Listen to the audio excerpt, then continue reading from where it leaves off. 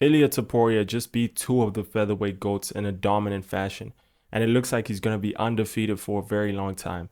That's unless, of course, someone formulates the perfect plan to beat Ilia Topuria. At the end of the day, MMA is about stylistic matchups and not necessarily about being the best fighter. Because if fighter A beats fighter B, it doesn't necessarily mean he's better than fighter B.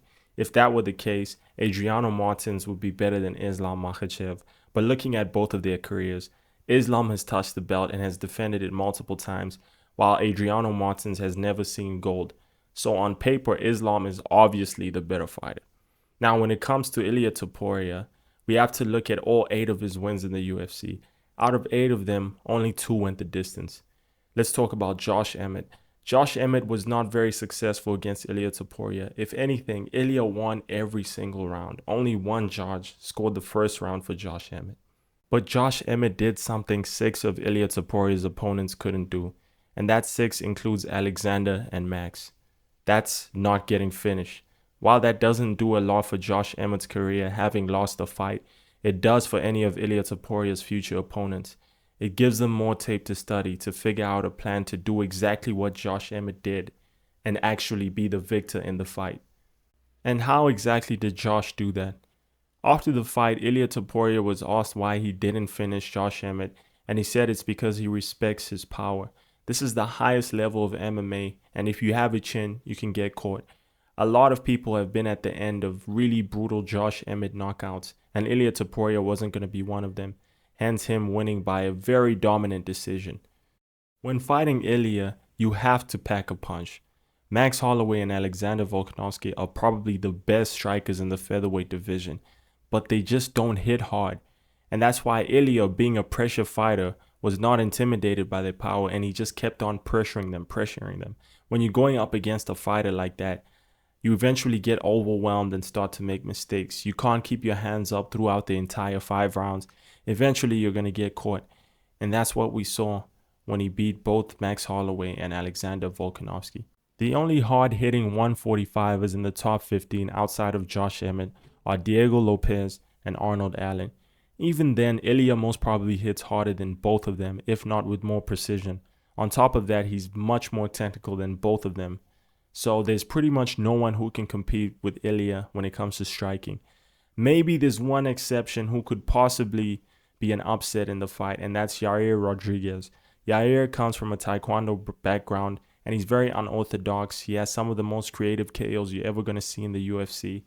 So maybe he can use that awkwardness or uniqueness to beat Ilia Topuria, because I guarantee you, Ilia has never faced anyone like Yair Rodriguez, and I could say the same for Yair. So when it comes to striking, I think only Yair stands a chance, or at least on paper seems like he can pose a threat.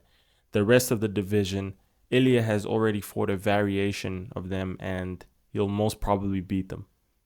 Now that we're done with striking, let's move on to grappling. Ilia Topuria has a Greco-Roman wrestling background as well as a black belt in jiu-jitsu. This makes him one of the most well-rounded fighters in the UFC. Will he pair well against grapplers? It depends. If he's going up against BJJ guys, I think he'll do very well, because in BJJ you can pull guard. If you try to pull guard in MMA, you'll be stood up by the ref, or worse, kicked in the head if you're in a different MMA organization. In MMA, you have to be good at getting takedowns, because if you can't get a takedown, you don't have much control on where the fight goes. Hence, wrestlers having a lot more success in the UFC. They tend to win by decision, but they're still winning the fight at the end of the day. The only 2 wrestlers in the top 15 are Movsar Evloev and Aljamain Sterling. Let's start off with Aljamain. Aljamain is a good wrestler, but we saw in his fight against Movsar, he'll take his opponents down and he'll just control them. He doesn't really do that much damage. He doesn't threaten submissions. He doesn't do enough ground and pound. So what would happen if he were to fight Ilia Topuria? I think Ilia Topuria would pop off a little bit. Ilia would get taken down a few times because Aljamain is objectively the better wrestler. But Aljamain just wouldn't do enough damage, and Ilia would most probably win the fight by decision either or KO. Whereas Movsar has proven to be more efficient with his wrestling. In his fight against Aljamain, he landed a lot of ground and pound strikes and didn't just rely on control time like Aljamain, hence Movsar winning. And he's been known to do pretty well on the feet. He rocked Arnold Allen, and at times he would outstrike Diego Lopez. Now, of course, it comes with a takedown threat, and the takedown threat makes his striking look better than what it actually is. But if he's got the wrestling, why should he not use it to advantage? Why should he not have a takedown threat? You know, it's just MMA. Don't get mad at it. And that might do very well against someone like Ilia Topuria, because Ilia has never faced a wrestler, or at least one as good as Aljamain or Movsar. And Movsar is way better than Ilia when it comes to ground game. Just like Ilia is better than Movsar on the feet. Ilia packs more punch, he's more technical, he's more precise. Whereas Movsar is just competent on the feet. But on the ground, make no mistake, Movsar has the upper hand. Because we saw Ilia in his fight against the Law. He threatened a lot of submissions. In round 1, he attempted an anaconda. In round 2, a guillotine. And in round 3, a rear naked choke. Yusuf Salal defended every single one of them. The anaconda choke was pretty tight, but I think Salal has a good jiu-jitsu background, or he just got lucky, or maybe Ilia is just not that good in his BJJ. But he's a black belt, so he's most probably is good. I mean, he did submit Bryce Mitchell, but Salal was still able to win some of the grappling exchanges. Granted, Ilia won most of them, but Salal was still able to control Ilia on the cage, as well as defend every single submission attempt. Ilia is someone to go for submissions when it comes to grappling, and we saw in his fights before the UFC, a lot of them were won via submission, whereas Movsar will ground and pound to a decision.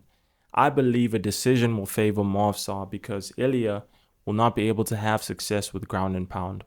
That's just not his strength. We saw in his fight against the Law, where he grappled a lot, he just wasn't able to really pop off the way we expected him to do it.